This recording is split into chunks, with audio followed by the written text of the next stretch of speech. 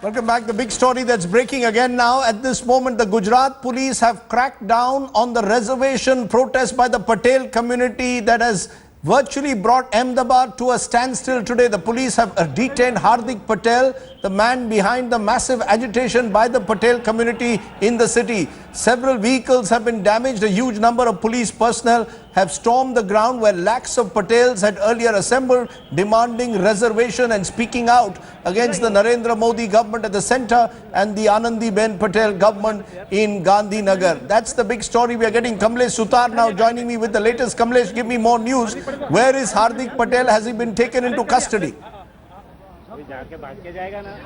Rajiv, he was taken into, he was detained here at the ground and taken into police custody, taken to a safe custody, which is not known to an unknown location at this point in time. But the cops had to vacate the ground and they did it forcefully because they had warned the protesters that they want the ground empty by 5 p.m. because that was the time till when the permission was granted. But Hardik Patel was firm on his stand that he'll continue with his hunger strike at the ground, and the way he had challenged the Anandiben Patel government, saying that she has to come here to receive the memorandum and they will not go and meet her. There is no scope for any discussion with the government. The cops stormed into the ground, quite literally. Even clamp down would be an understatement. They started caning all the protesters. All the bikes of the protesters that were standing outside the ground were badly damaged, vandalized by the cops. Even women protesters, even media personnel had to bear the brunt of the lathi charge.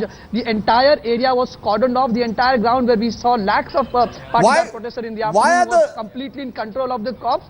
Why are I am seeing pictures of policemen actually breaking the cars and bikes. Why are the policemen doing that?